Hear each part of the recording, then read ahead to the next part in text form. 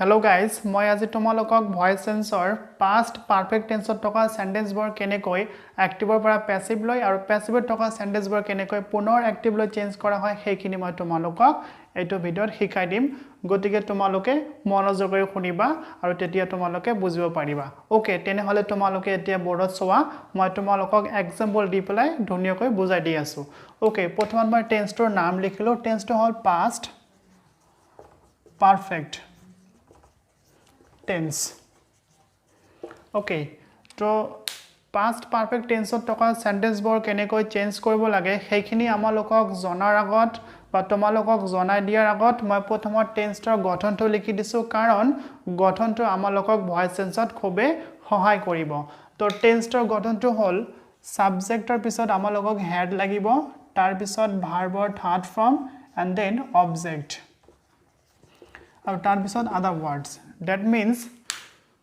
past perfect যদি আমি কোনো এটা সেন্টেন্স লিখো তেনে হলে প্ৰথমত আমালোকক সাবজেক্ট লিখাৰ পিছত যেটো হেল্পিং ভাৰ্ব লাগিব সেইটো সদায় হেড লিখিব লাগিব মনত ৰাখিবা past perfectত হেড লিখিব লাগিব আৰু টেন্সৰ যেটো মেইন ভাৰ্ব হ'ব সেইটো হ'ব ভাৰ্বৰ থাৰ্ড ফৰ্ম তোমাৰ আগৰ ভিডিঅ'বোৰত মই কৈ দিছিলো যে যদি টেন্সটো পাৰফেক্ট টেন্স হয় তেনে হলে ভাৰ্বটো সদায় থাৰ্ড ফৰ্মত হয় আৰু টেন্সটো যদি কন্টিনিউয়াস টেন্স হয় তেনে হলে ভাৰ্বটো সদায় V4 ফৰ্মত হয় তোমালোকে মনত ৰাখিবা ওকে তো এইখিনি হল আমালোকৰ past perfect tenseৰ গঠন আৰু লগতে এই গঠনটো আমালোকক past perfect tenseত থকা passive voice এটাক এক্টিভ লৈ চেঞ্জ কৰাত সহায় কৰিব সো এই গঠনটো এক্টিভ ভয়েসৰ গঠন আমি কব পাৰো ওকে সো এটো হল past perfect tenseৰ গঠন আৰু লগতে passive voice এটাক এক্টিভ লৈ কৰাৰ গঠন হয় ওকে এতিয়া মই তোমালোকক এটা এক্সাম্পল দি পেলাই গঠনটো ইউজ কৰি পেলাই তোমালোকক বুজাই দিম ওকে মই এক্সাম্পল এটা লিখিলো ইয়াত The stranger had helped them মই লিখিলো the stranger had helped them that means a stranger জনে অচিনাকি ব্যক্তি জনে হেল্প কৰিছিল সহায় কৰিছিল কাক কৰিছিল them হিয়তক কৰিছিল এতিয়া ধৰা এই কোৱেশ্চনটো আমালোকক চেঞ্জ কৰিব লাগে তেনে হলে প্ৰথমত কি কৰিব লাগে কোৱাচোন মই আগৰ ভিডিঅ'বোৰত কৈ দিছিলো প্ৰথমত সেন্টেন্সটো এক্টিভত আছে না প্যাসিভত আছে সেইটো আমালোকক ধৰিব লাগিব তাৰ কাৰণে কি কৰিব লাগিব কোৱাচোন তাৰ কাৰণে আমালোকক সেন্টেন্সটো অসমীয়া ট্ৰান্সলেট কৰিব লাগিব তো অসমীয়াখিনি হল যে স্ট্ৰেঞ্জাৰ জনে হিয়তক সহায় কৰিছিল তো ইয়া যিখিনি কাৰ্য দি আছে সহায় কৰা কাৰ্যখিনি স্ট্ৰেঞ্জাৰ জনৰ দ্বাৰা ডাইৰেক্টলি পুনে পুনে কৰা হৈছে দ্যাট মিন্স যদি কোনো কাৰ্য ডাইৰেক্টলি সাবজেক্টে বা কৰ্তাই পুনে পুনে কৰে তেতিয়া সেই সেন্টেন্সটো সদায় এক্টিভ ভয়েসত থকা বুলি ধৰা হয় so we understood that this is an active voice okay তো এটো হল এক্টিভ ভয়েস তেনে হলে আমি এতিয়া প্যাসিভ লৈ চেঞ্জ কৰিম সো চেঞ্জ কৰাৰ আগত আমালোকক টেন্সটো ধৰিবই লাগিব আমি যেটো past perfect tense শিকি আছো গতিকে আমি সকলোৱে জানো এটো past perfect tenseতে লিখা আছে তথাপিও মই তোমালোকক বুজাই দিও কেনেকৈ টেন্সটো ধৰিব লাগিব টেন্স ধৰিবলৈ হলে প্ৰথমত আমালোকক ভাৰ্বটো দেখিব লাগিব তো ভাৰ্বৰ ইয়াত কি দিয়া আছে হেড হেড সদায় পাষ্টত ইউজ কৰা হয় আৰু তাৰ পিছত যদি V3 লিখা থাকে তেনে হলে এটো পাৰফেক্ট লৈ গুছি যায় তেনে হলে মনত ৰাখিবা হেডৰ পিছত যদি V3 লিখা থাকে তেনে হলে সেন্টেন্সটো past perfectত হয় কাৰণ ইয়া সাবজেক্টৰ পিছত হেড তাৰ পিছত V3 লিখা আছে গঠনটো দেখিলে তোমালোকে বুজিব পাৰিবা সো we understood that এটো past perfect tenseত লিখা আছে এতিয়া কি কৰিব লাগিব 3 নম্বৰ কাম আমালোকক সাবজেক্ট ভাব আৰু অবজেক্টটো চিনাক্তকৰণ কৰিব লাগিব তোমালোকে নিশ্চয় জানা the stranger subject এখিনি হল ভাৰ্ব আৰু এটা ওয়াৰ্ডে আছে এখিনি হ'ব অবজেক্ট আৰু তাৰ উপৰি মই অবজেক্ট কেনেকৈ উলিয়াব লাগে সেইখিনি মই তোমালোকক আগৰ ভিডিঅ'বোৰত দেখুৱাই দিছো যদি তোমালোকে এতিয়ালৈকে দেখা নাই তেনে হলে ডেসক্ৰিপচনত লিংকবোৰ দি আছে তোমালোকে চাই লবা অবজেক্ট উলিয়াবলৈ হলে তোমালোকক ভাৰ্বক কি আৰু কাকেৰে প্ৰশ্ন কৰিবা তোমালোকে যেটো আনসাৰ পাবা সেইটো অবজেক্ট হ'ব ওকে তো এতিয়া মই এটো প্যাসিভ লৈ চেঞ্জ কৰি দেখুৱাম তাৰ আগতে কোনো এটা এক্টিভ ভয়েস প্যাসিভ লৈ চেঞ্জ কৰাৰ কাৰণে যেটো গঠন আছে সেইখিনি মই তোমালোকৰ সুবিধাৰ কাৰণে লিখি দি আছো প্ৰথমত তো গঠনটো হল এটো প্যাসিভ কৰা গঠন প্ৰথমত সাবজেক্ট লাগিব দেন আমালোকক হেড লাগিব তাৰ পিছত ভাৰ্বৰ তাৰ পিছত আমালোকক বিন লাগিব দেন ভাৰ্বৰ থাৰ্ড ফৰ্ম তাৰ পিছত বাই প্ৰিপজিশন লিখিম এটা দেন সাবজেক্ট টু অবজেক্ট বনাম আৰু তাৰ পিছত এক্সটেনশন খিনি লিখি দিম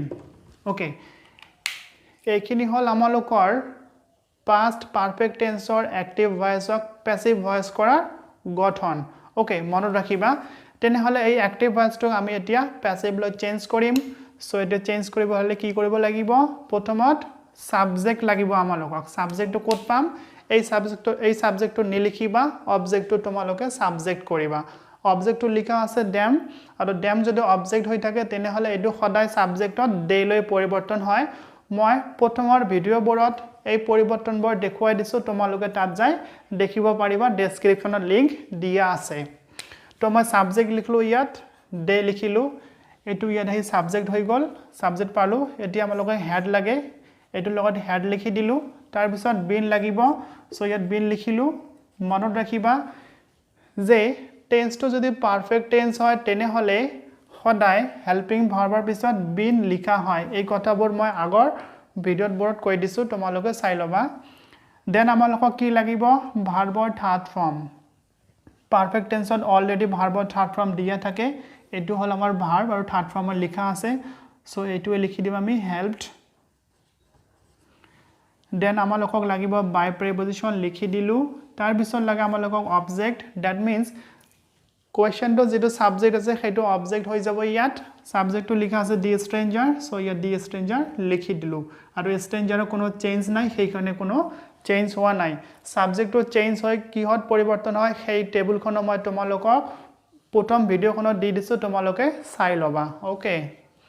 এতিয়া অবজেক্ট হৈ গল তাৰ পিছত এক্সটেনশন লাগিব তো আমি গোটেইখিনি অলৰেডি চেঞ্জ কৰি দিলু আৰু একোই বাকি নাথাকিল গতিকে কোৱেশ্চনটোত এক্সটেনশন নাই সো ইয়াত আৰু লিখিব কোনো প্ৰয়োজন নাই okay I hope you understood it মই পুনৰ এটা এক্সাম্পল দিছো তোমালোকক ভালদৰে বুজাই দিয়াৰ কাৰণে তোমালোকে দেখি লবা আৰু গেছ কৰিবা এক্টিভত আছে নে পেসিভত আছে ওকে মই লিখিলো দি students had been punished by the teacher okay কোৱাচোন বাৰু কোৱেশ্চনটো এক্টিভত না পেসিভত লিখা আছে কোৱা okay তোমালোকে হয়তো নিশ্চয় বুজিব পাৰিছা কোৱেশ্চনটো পেসিভত লিখা আছে আমি দেখিলে বুজা পাও ইয়াত কি কোৱা আছে ইয়াত The students had been punished. That means ছাত্ৰী সকলক শাস্তি দিয়া হৈছিল by the teacher শিক্ষকজনৰ দ্বাৰা That means শিক্ষকজনৰ দ্বাৰা ছাত্ৰী সকলক শাস্তি দিয়া হৈছিল যেটো শাস্তি দিয়া কাৰ্যখিনি ইয়াত দিয়া হৈছে সেইখিনি কাৰ দ্বাৰা সম্পূৰ্ণ কৰা হৈছে কোৱাচোন সেইখিনি শিক্ষকজনৰ দ্বাৰাহে সম্পূৰ্ণ কৰা হৈছে আৰু আমি ভালদৰে জানো যদি কোনো এটা কাৰ্য কাৰোবাৰ দ্বাৰা সম্পূৰ্ণ কৰা হয় তেতিয়া হেটো প্যাসিভ ভয়েস লৈ গুচি যায় so this is a passive voice এতিয়া এটো অ্যাক্টিভ লৈ চেঞ্জ কৰিব লাগিব এই কোৱেশ্চনটো মই অ্যাক্টিভ লৈ চেঞ্জ নকৰিম তোমালোকক হোমৱৰ্ক হিচাপত দিলু তোমালোকে এটো অ্যাক্টিভ লৈ চেঞ্জ কৰিবা কৰাৰ পিছত কমেন্ট বক্সত দিবা মই চেক কৰি পেলাই তোমালোকক ৰিপ্লাই দি দিম তো অ্যাক্টিভ কৰাৰ নিয়মটো তোমালোকে এই গঠনটো ইউজ কৰি পেলাই অ্যাক্টিভ কৰিবা কাৰণ মই প্ৰথমতে কৈ দিছো টেন্সৰ যেটো গঠন হয় সেইটো হল আমালোকৰ এক্টিভ ভয়েসৰ গঠন তো এইটো গঠন ইউজ কৰি পেলাই তোমালোকে এই কোৱেশ্চনটো এক্টিভত চেঞ্জ কৰিবা আৰু কমেন্ট বক্সত দি দিবা মই চাই লম ওকে